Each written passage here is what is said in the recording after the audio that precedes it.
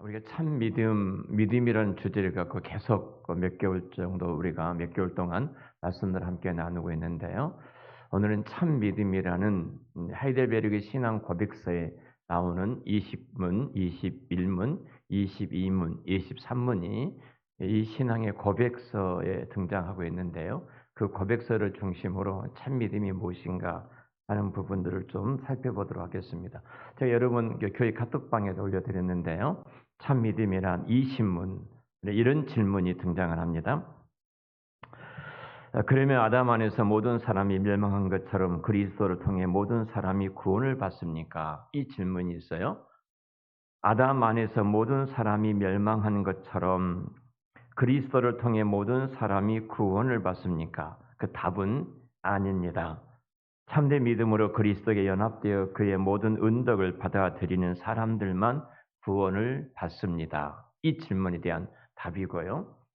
두 번째 질문이 21문에 보면은 참된 믿음이란 무엇인가? 그 답은 참된 믿음은 하나님께서 그의 말씀에서 우리에게 계시하신 모든 것이 진리라고 여기는 확실한 지식이며 동시에 성령께서 복음으로서 내 마음속에 일으키신 굳은 신뢰입니다. 그 순전히 은혜로 오직 그리스도의 공로 때문에 하나님께서 제 삶과 영원한 의로움과 구원을 다른 사람뿐만 아니라 나에게도 주심을 믿는 것입니다. 이 신문과 21문을 제가 말씀을 드렸어요. 제가 하이델베르그 신앙 고백서가 나온 배경을 말씀을 드린 적이 있죠. 벨직 신앙 고백서가 나온 배경도 말씀을 드린 적이 있어요. 하이델베르그 신앙 고백서의 배경은 2로라는 겁니다. 2로. 특별히 하나님께서 자기 성령 하나님께서 2로 하신 성령님인데 하나님의 백성들에게 어떻게 성령님은 2로 하신가 이 주제를 갖고 고난 가운데 있는 그리스도인들에게 이 신앙의 고백서가 나오게 되어 있어요.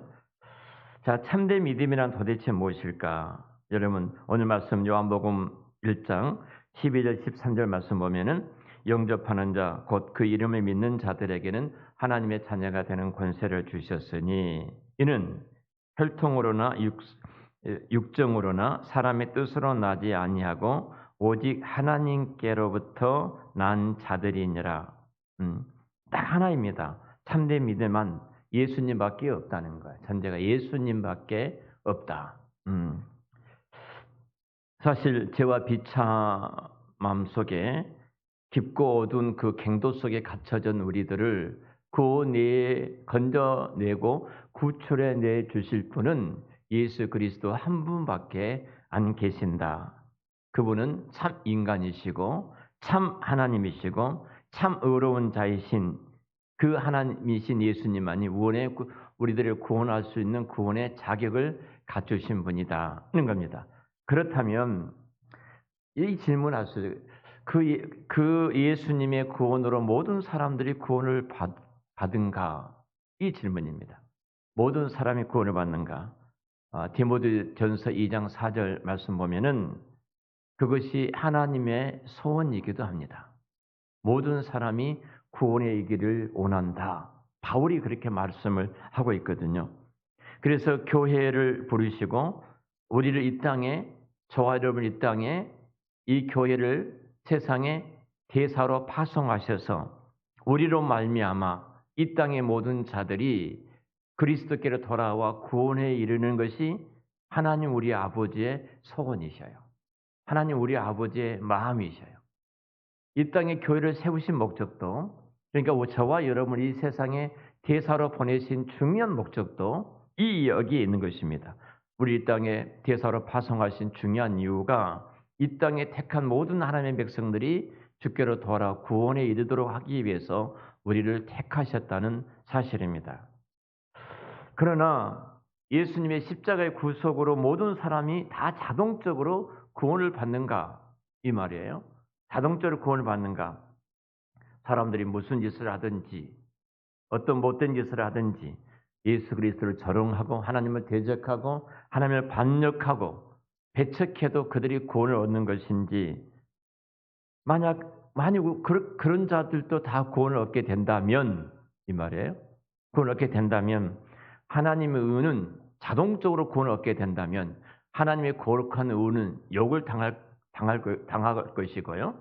예수님의 거룩하신 그 희생은 무가치하게 될 것이고, 더 나아가서 세상은 더욱 악해질 수밖에 없습니다.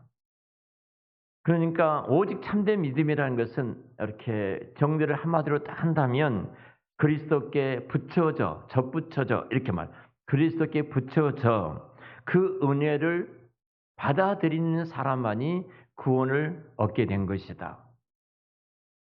이 내용입니다. 우리가 참된 믿음은 사실은 가장 중요한 객관적인 진리입니다. 성경이 말씀하신 객관적인 진리와 또 성령님께서 내게 주셨던 주관적인 확신, 하나님의 말씀과 성령께서 내 마음에 감동해 주신 주관적인 확신에 의해서 우리가 믿음에 이르게 되어지고, 그 믿음에 의해서 우리는 구원에 이르게 되어지거든요. 중요한 것은 예수님에 대한 반응입니다. 그러면 객관적인 사실인데 예수 그리스도는 누구신가? 예수님이 십자가에서 나의 죄를 위해서 죽으시고 3일 만에 부활하시고 그리고 승천하셔서 오늘 또 하나님 보좌 우편에서 하나님의 거룩하신 그 영광스러움을 갖고 계신 예수님이 우리 가운데 성령으로 오셔서 오늘 이 땅의 교회를 통치하고 다스리고 계시는데요. 이 예수님에 대한 이 땅의 모든 사람들은 두 가지 반응밖에 없습니다. 그 중에 하나의 반응은 그 예수님을 나의 구주와 주님으로 받아들이든지 아니면 배척하든지 중립은 없어요. 가운데는 없습니다. 예수님을 나의 왕과 주님으로 나의 구주로 내가 받아들이든지 아니면 그 예수님을 배척하든지 둘 중에 하나입니다. 사실 개인적으로 내가 예수님을 받아들이는 나는 그분께 접붙여져 있어 그분의 생명이 내 안에 흐르고 그분의 생명이 흐르고 그 흐르는 생명이 흐르는 모든 예수를 믿는 형제와 자매들과 함께 살아가는 그 믿음이 있는가 이 말이에요. 자, 예수님의 생명이 내 안에 흐른다면 우리 교회 안에 있는 모든 지체들, 예수를 믿는 모든 지체들에게도 동일하게 예수의 생명의 그 은혜가, 생명의 은혜가 흐르는 형제 자매들, 그들이 그리스도의 머리로 해서 한 몸의 지체로서 내가 이 땅을 살아가고 간다는 그 믿음이 있는가? 만약 우리가 그런 믿음이 없다면 정말로 내 안에 예수의 생명이 흐르고 있는가를 우리는 고민해 봐야 합니다. 분명히 교회는 그리스도의 머리로 해서 우리 몸의 지체인데 그 그리스도의 생명이 내 안에 흐른다면 내 옆에 있는 지체들에게도 그 그리스도의 생명이 흐르기 때문에 우리는 그 생명이 흐르는 우리 모두는 그리스도 안에서 한 몸의 지체요, 형제요, 자매입니다. 우리 함께 더불어 살아가는 믿음의 사람들인 거예요. 부모나 배우자나 자녀나 친구나 공동체의 다음 세대에 대해서도 내가 동일한 그런 믿음을 갖고 있는가 하는 부분입니다. 이 부분에 있어서 구원은 개인적인 구원이지만 이 구원을 좀 더 이 땅에서는 공동체의 구원이라고 말할 수 있어요. 그러니까 우리는 늘 개인 구원만 강조하거든요.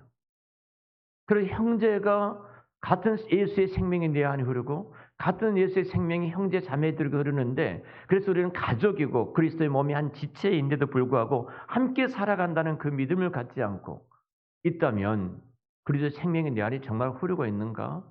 이 고민을 우리는 해봐야 하는 것입니다. 분명히 우리는 예수의 생명이 흐르기 전에 우리들은 예수의 생명이 내 안에 흐르기 전에 우리 모든 이 땅의 사람들은 하나님을 잃어버린 존재 아닙니까? 잃어버렸습니다. 그리고 그 죄와 비참에 빠진 인간들은 영원히 하나님의 진노와 심판을 받을 수밖에 없는데 그런데 거룩하신 하나님이신 예수님께서 그런 우리들을 하나님과 다시 접붙이기 위해서 유일하게 다리를 놓으신 분이 우리 예수님이셔요. 그분만이 참 인간이시고 예수님만이 우리의 참 의로우신 분이고 예수님만이 참 하나님이시기 때문에 그리고 예수님이 그렇게 말씀하셨잖아요. 그분께서 내가 곧 길이요 진리요 생명이다. 결코 나로 말미암지 않고는 아버지께로 올 자가 없다. 이 다리로 말미암지 않고는 누구든지 아버지께로 갈 자가 없다는 거예요. 그러면 그 예수님의 다리를 건넌 내가 예수의 생명이 내 안에 흐르고 있는데 생명이 흘러서 그 다리를 건넌 내가 예수 하나님 앞에 가 있다면 접붙여져 있다면 우리 공동체 안에 있는 모든 지체들을 우리가 어떻게 생각해야 되겠는 거예요. 그가 예수 그래서 나의 구주와 주님을 믿고 있다면 그리고 그 안에도 예수의 생명이 동일하게 흐르고 있다면 우리는 그들을 어떻게 대해야 돼요? 어. 예수님이 십자가에서 하나님과 우리 사이에 다리를 놓아 주셨습니다. 다리가 앙공되었습니다. 그러면 예수님이 2000년 전에 십자가에서 만들어 놓은 그 다리 때문에 온 천하의 모든 사람들이 다 구원을 받는가? 그건 아니라는 사실을 우리는 분명히 알고 있죠. 사실 온 세상의 모든 사람이 구원받기를 원한 것이 하나님 우리 아버지의 마음인데요. 우리 주님의 마음인데 그래서 디모데 2장 4절에 하나님은 모든 사람이 구원을 받으며 진리에 아는 데 이르기를 원하신다. 그래서 우리에게 아들을 보내주셨어요. 이사야 45장 22절 말씀 보면은 이사야는 하나님께서 이렇게 말 땅의 모든 끝이여 내게로 돌이켜 구원을 받으라. 나는 하나님이라 다른 이가 없다. 우리는 하나님 외에는 다른 이로 구원을 얻을 수 있는 어떤 길도 없다는 사실이에요. 이 말을 하면 세상 사람들은 편협하다고 그래요. 너희들만 구원이 있느냐? 우리에게도 구원이 있다. 이런 이야기를 하죠. 그러니까 하나님이 모든 백성들이 다 구원에 이르기를 원한 것이 하나님으로 말미암아 영원한 생명이 흐르기를 원하신 것이 아버지의 소원이기 때문에 그 소원 때문에 예수님이 이 땅에 보내주셨고 그 예수님이 십자가에서 죽으시고 다리를 완성하셔서 모든 사람들이 그러면 다 구원을 받는가? 예수를 믿는 그 믿고 신뢰하고 그 다리를 건너는 자만이 구원을 얻게 되어지죠. 그래서 오늘 우리가 하이델베르크 20문과 21문에 대해 제가 말씀을 드렸는데요.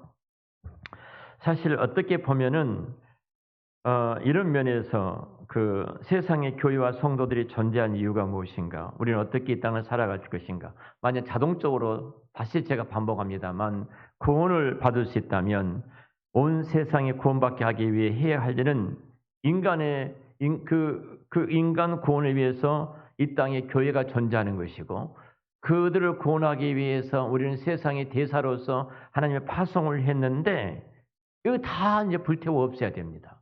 교회도 없애야 되고 우리들이 세상의 대사로서 죽어가는 영혼들을 구원하기 위해서 파송받은 그것도 없애야 되고 우리가 갖고 있는 성경책도 다 불태워야 됩니다.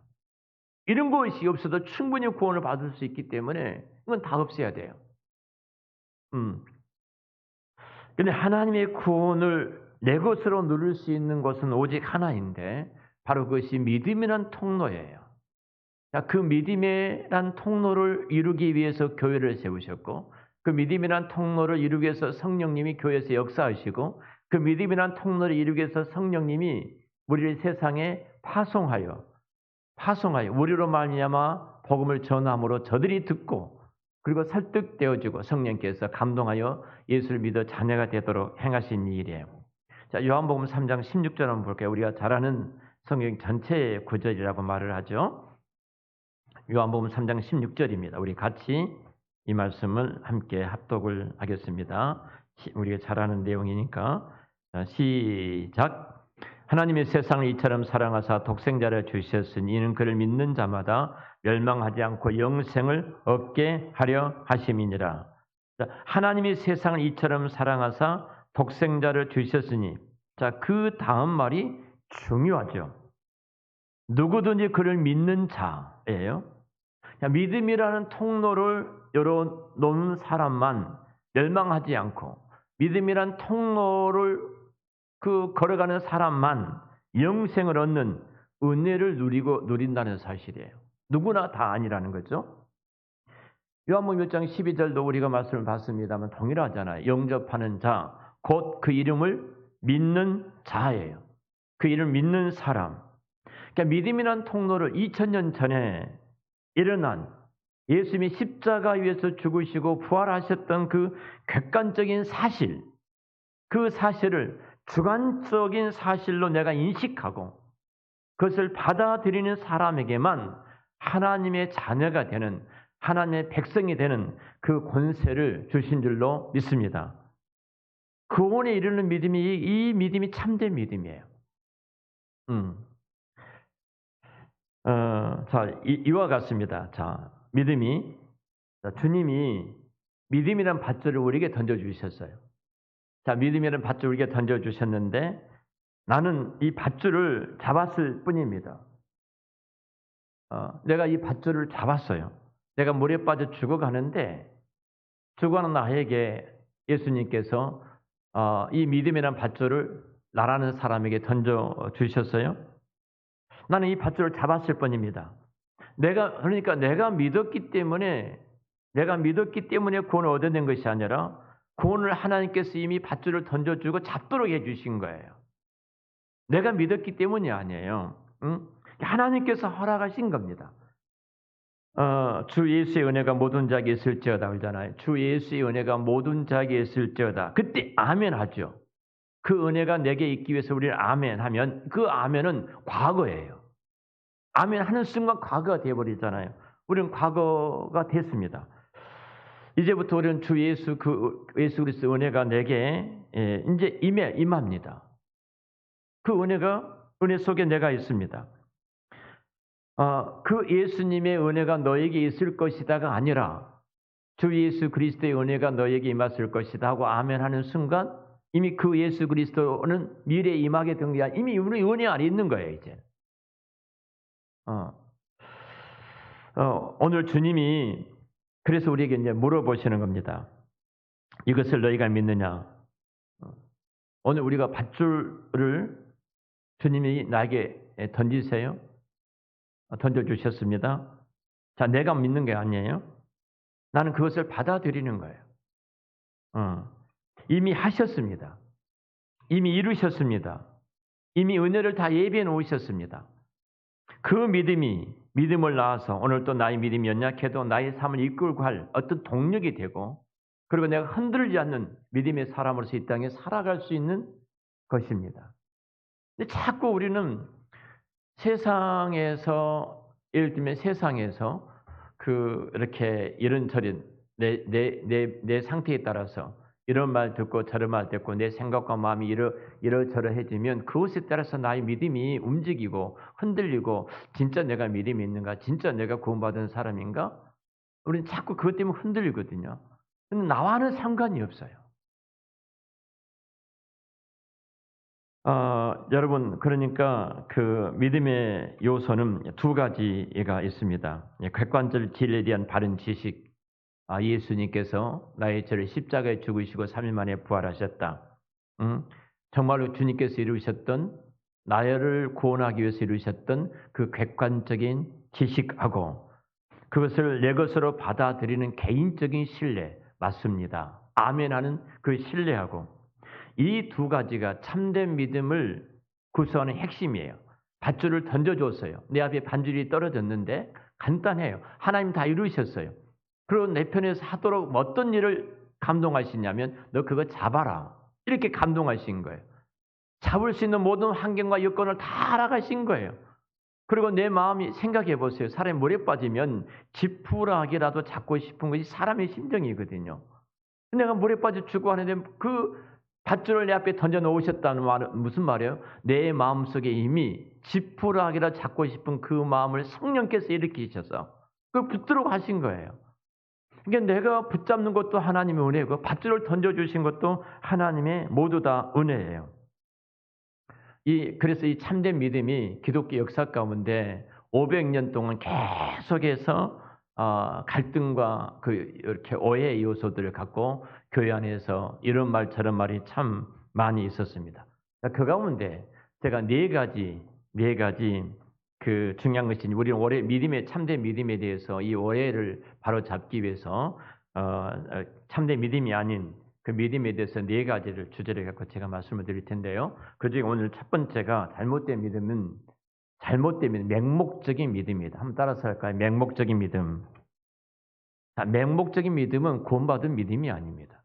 맹목적인 믿음은 구원받은 참 믿음이 아닙니다. 사람들은 이렇게 말을 합니다. 부처를 믿든지 마리아를 믿든지 알라를 믿든지 뭘 믿든지 진지하게 독실하게 믿으면 구원을 받는다. 대부분의 사람들은 그런 마음을 갖고 있어요. 이런 주장의 마음은 구원이 나 자신의 믿음에 내 자신의 믿음의 어떤 질에 있고 내 상황에 있고 내 마음의 어떤 상태에 따라서 되어지는 것이다. 이렇게 생각을 합니다. 근데 분명한 것은 여러분 믿음은 대상입니다. 대상이 내 어떤 대상을 갖고 있느냐. 우리는 이 부분에 속지 말아야 됩니다. 자, 우리가 사기를 당하는 것은 딱 하나예요. 사기꾼의 특징이 하나 있습니다. 특징이 뭘까요? 말을 잘한다. 그 말 잘한다 말 사기꾼은 진짜 진지합니다. 정말로 진지해요. 사실 진심 같아, 진심. 여러분, 할머니들, 할아버지들 앉혀놓고 물건을 팔잖아요. 물건을 팔 때 그들이 말했던 말은요, 진심이 없이는 설득이 안 되어지거든요. 그러니까 이 사기꾼들이 사기를 치기 위해서 얼마나 진지한지 몰라요. 그 진지함과 진심을 다 동원해서 이야기를 하거든요. 그러니까 끄집어내서 사기를 당하게 만드는 거예요. 자, 믿음의 핵심은 나의 진지함이 아니라는 겁니다. 믿음의 핵심은 대상이에요. 내가 누구를 믿느냐 하는 겁니다. 여러분, 무슬림들의 기도가 얼마나 진지합니까? 하루에 5번씩 기도합니다. 그들은요, 그들의 진지함과 우리하고 비교하면 따라갈 수가 없습니다. 그들은 메카를 향해서 어느 나라에 있든지 한국에서도 마찬가지예요. 어느 나라에 있든지 그 메카를 향해서 하루에 5번씩 시간을 정해놓고 엎드려서 기도를 합니다. 그냥 엎드린 것도 아니에요. 무릎을 꿇고 두 손을 땅에 대고 머리를 땅에다 박고 그렇게 기도를 해요. 그 몇 번 한다고요? 하루에 5번씩 합니다.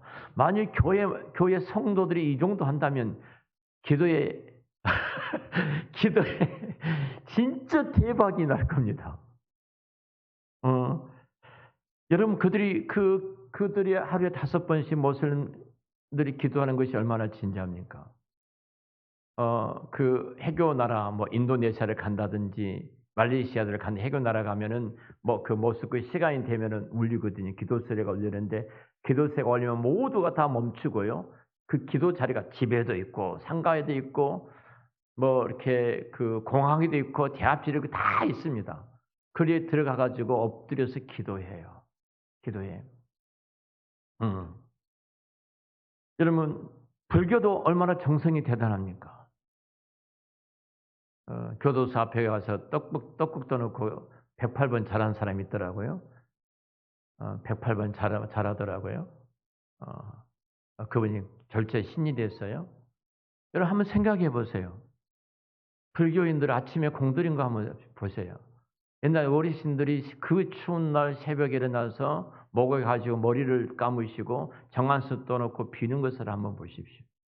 그렇게 빌어도요. 여러분, 삼재가 낀 날과 낀 달에는 아무것도 못 하잖아요. 지구모 하나씩 그렇게 빌어도 지구모가 하나 막지를 못했어요. 못 하나 제대로 박지 못했어요. 난리가 났다고 생각하잖아요. 귀신의 작업이 그렇게 벌벌 떨게 만들었잖아요. 만약 기독교가 우리나라에 들어오지 않았다면 참 예수의 생명이 우리 다스리고 있지 않다면 우리도 늘 삼재 받고 있고 관상 받을 것이고 못 받을 것이고 그 지구모 하나 막기 위해서 못 하나 받기 위해서 그 무당들 찾아다녔을 거예요. 여러분, 얼마나 불교인들 정성이 대단합니까?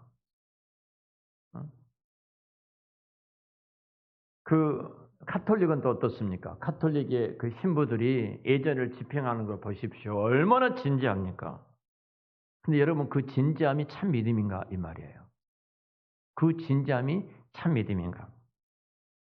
참 믿음의 핵심은요, 내가 얼마나 진지하느냐,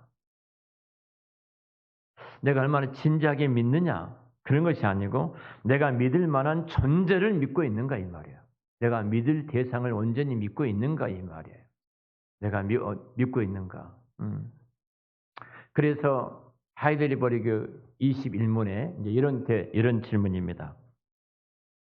참된 믿음은 하나님께서 그의 말씀에서 우리에게 계시하신 모든 것이 진리라고 여기는 확실한 지식이며, 다른 말로 하면 오직 예수 그리스도의 공로 때문에 하나님이 죄의 사함과 영원한 의로움과 구원을 주신다는 성경이 가르쳐주는 복음을 믿는 것이다. 이것이 참된 믿음이다. 그러니까 덮어놓고 믿으면 안 된다는 겁니다. 21문 여기 떠 있는데요. 덮어놓고 믿으면 안 된다는 거예요.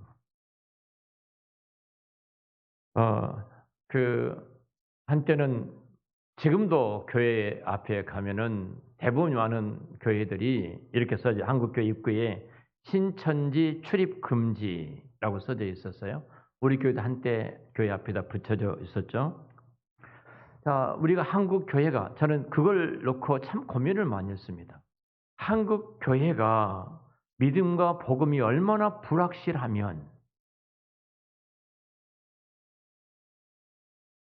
얼마나 신앙이 굳건한 반석 위에 바른 지식과 바른 신앙 앞에 바르고 서 있지 못한다면, 이 신천지 이 하찮은 것들 앞에 황당무계하게 이렇게 이단들한테 휘둘려 수많은 성도들이 빠질 수 있겠는가?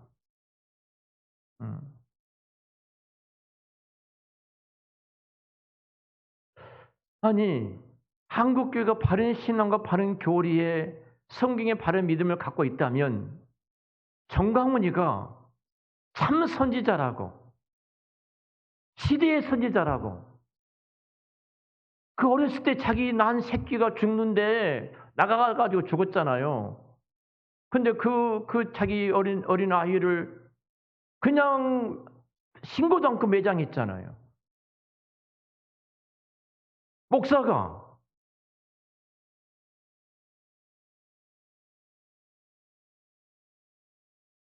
어떻게 한국교회가 바른 신앙과 바른 믿음의 교리를 갖고 있다면 정강훈 같은 사람이 이 시대의 참 선지자라고, 한국교회 목사들은 가짜라고 말을 하면서 그렇게 빠져가지고 내가 순교하겠다고 재산 다 갖다 바치고 그런 짓을 하냐 이거예요. 진짜 감사하게도 저희 교회는 정강훈이, 모르겠습니다만 제가 하도 말을 하니까 좋아해도 속으로 좋아하신 분이 계실지 모르는데, 교회들마다 초긴장하잖아요. 정강훈이한테 빠져가지고 교회를 혼란스럽게 하고, 그분이 진짜 목사다, 우리 목사는 이상하다고 막 이런 어떤 유머를 퍼뜨리고 있기 때문에 한국 교회가 지금 참 난리 아닙니까?